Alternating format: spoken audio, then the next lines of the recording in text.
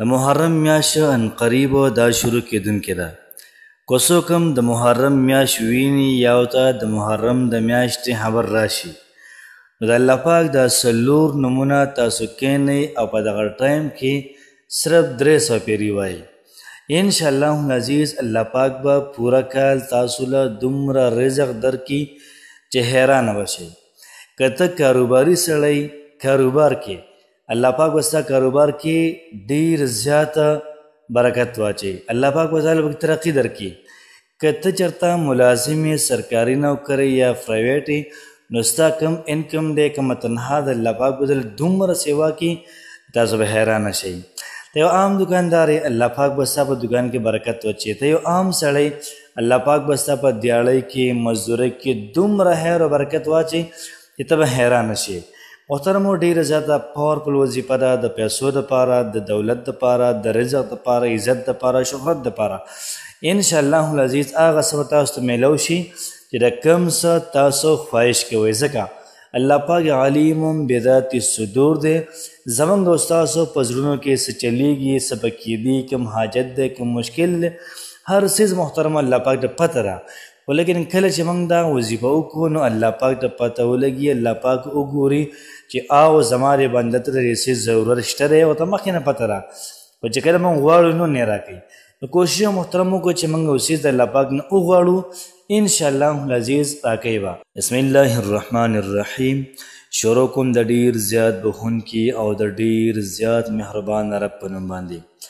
زه ګواهي ورکوم نبي کریم صلی الله علیه و آله وسلم د الله پاک بنده او د الله پاک رسول دی. محترم مسلمانانو، نن چې کومه زموږ وظیفه ده ډېره زیاته عظیمه شان او ډېره زیاته طاقتور وظیفه ده. د محرم میاشت ان قریب محترمو دا شروع کیږي. نن 28 ذوالحجه ده. کیدای شي سبا له 29 شي یا سبا له 1 شي. که سبا له 29 شي بل سبا به 1 کي.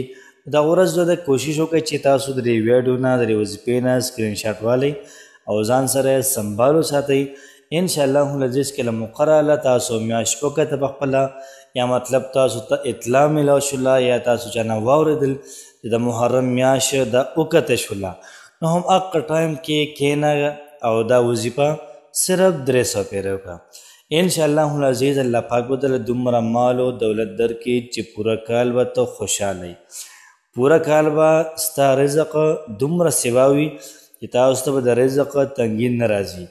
یاد ساتئ چې په 5 محرم باندې حضرت عمر رضی الله تعالی عنه دا شهید شوی و. دغه رنګې تقریبا په 18 باندې عثمان رضی الله تعالی عنه محترمو دا شهید شوی و.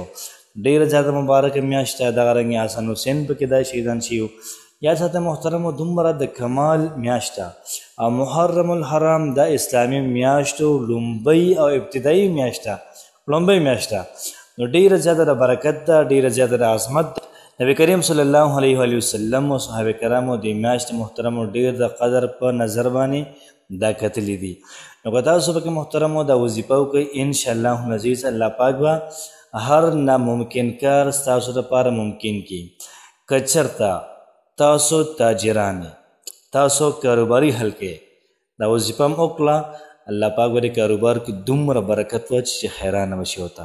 که ته ملازم یې، سرکاري نوکر یې، پرایویټ جاب کې، الله پاک به ستا په نوکرۍ کې دومره برکت واچوي چې ته به حیرانه شي. بل چا ته به بیرته پیسې ورکړې، د بل چا نه به ته به نه غواړې. دغه رنګې ستا حاجت دی نه پوره کېږي. حاجت دپاره پاورفل بهترینه وظیفه ده. نو همدا وظیفه محترمه تاسو شروع کړئ، حاجتونه به ستاسو دا پوره شي. ورسره ستاسو څومره مشکلات دي، د مشکل دپاره دا وظیفه وکړه. یقینا دومره پاورفل وظیفه ده، ستاسو مشکل به فورا محترمو دا به حل شي. یاد ساتئ د الله پاک صرف 4 نومونه دي. څو نومونه؟ 4 نومونه. او دا 4 نومونه به تاسو په یو سا وایئ. مطلب یا نورو، یا بصیرو، یا وهابو، یا رزاقو. یا نورو، یا بصیرو، یا وهابو، یا رزاقو. دا صرف 300 پیرې ویل دي. بس په خپل ځای باندې کښېنه او میاشته ګوره او دا وظیفه 300 پیرې وکړه او مخکې وروسته د دې نه درود شریف ووایه. انشاءالله عزیز چې په زړه کې د څه مراد مې محترم پوره کېږي به څه مشکله مې الله پاک به ختموي او د مال و دولت لپاره زبردست او عظیم شانه وظیفه را کوشش وکړئ په خپل هم وکړئ ملګرو سره هم شیر کړئ الله پاک هم خوشحاله آباد ساته السلام علیکم ورحمة الله وبرکاته